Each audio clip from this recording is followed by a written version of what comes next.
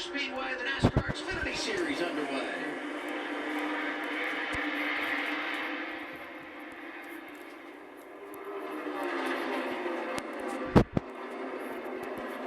Big push by Riley Herbst.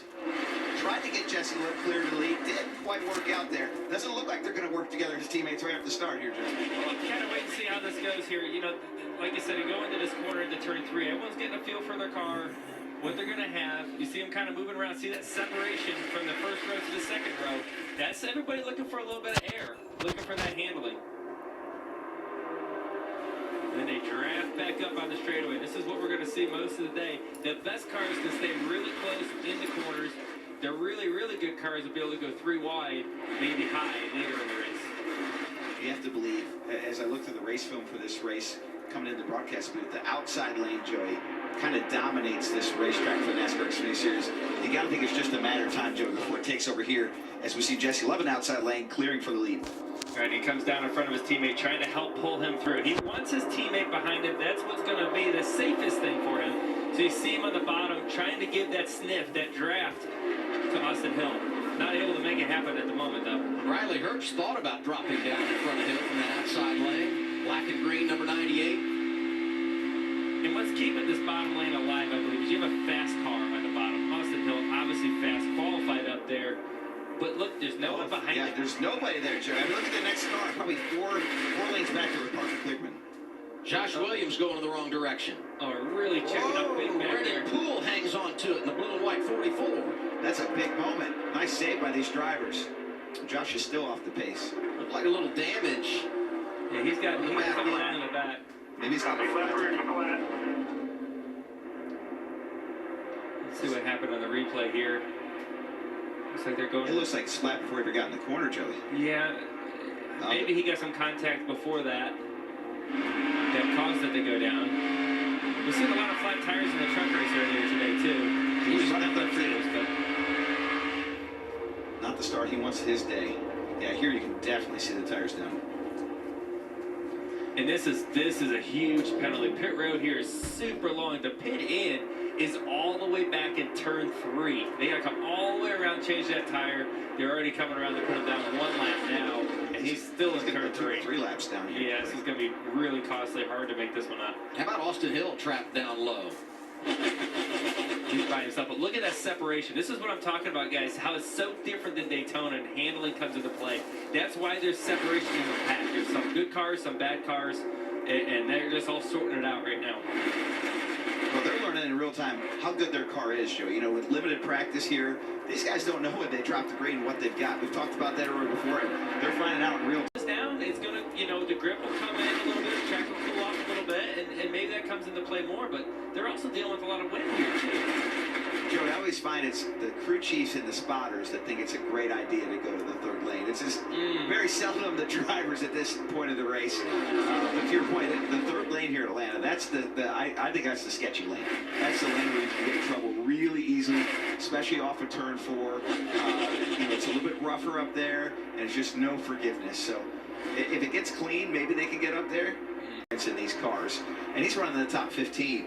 That's really impressive. How about him stepping out there and saying that name? I went for it. Stage 1, he jumps right in. Yeah, I went for it. I didn't think I'd be able to do it, guys, but I did it. Look at this. These are 2 drivers we felt like were going to be major candidates, and this race is a long way from over, but they both went down to the inside, got aggressive. They lost that track position. Now Chandler Smith and Austin Hill 14th and 15th, and on the outside looking in when it comes to getting some stage points here. 4 laps to go. It's going to be very hard for them getting stage points. Over 2.5 seconds back.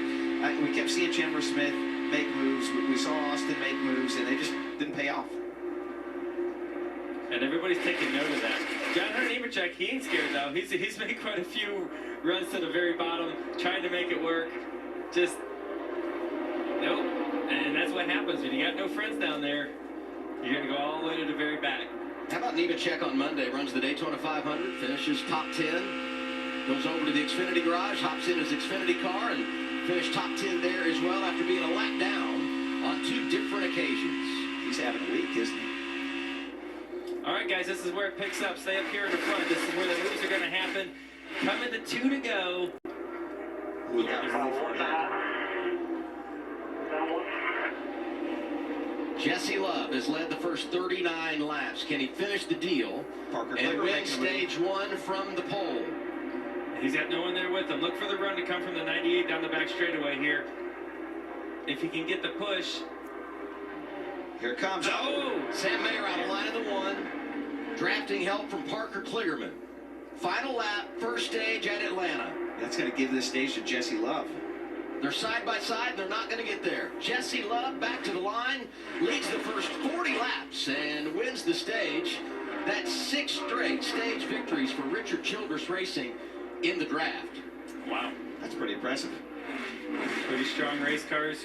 Great race car driver doing his job. In the second straight week that the rookie has been able to win stage 1. So Jesse Love wins it. Herbst is second. Mayer, Truex, Kligerman the top 5. We're off and rolling with the Xfinity cars here at Atlanta Motor Speedway. Here's the onboard with Deegan. Oh, wow. Blind to the sun. Yeah, she went for the throttle. Now, you can go either way with that one. It's a tough call either way, because you see that car, you're like, should I throttle up and get past as quick as I can? Or do I slow down? And ended up not mattering because he stayed down there. Pit road's open here. Any takers? Yeah, that's what we got here. Is that AJ Allmendinger looks like? This is interesting. You pit here. You kind of flip the stage. You're probably going to come back at the end of the stage and top off with fuel so you can make it to the end. But some drivers that we anticipate are going to be there at the end playing the strategy game with just over 10 to go in the stage. Yeah, it's an interesting play here. It's going to shorten up your pit stop on the next one as well. So they're going to get some track position back, but they're going to be so far back, it's going to be hard to make up that much track position with a shorter pit stop. Josh? And Sam Mayer coming in, and I talked to him earlier today. He told me the plan was to be aggressive in this race, so maybe that's why the plan to come in and top off. We know he's happy with the balance of this car, but they want to do what they can to give themselves an advantage, Regan. 16 of A.J. Allmendinger had been complaining about it being a little bit too free on entry early in the race. This run, though, saying that it's already moving around with the rear, still feels free, has a little bit more lateral movement. That means the rear tires are sliding around more than he would like to right now, so they're going to go pit and make some adjustments.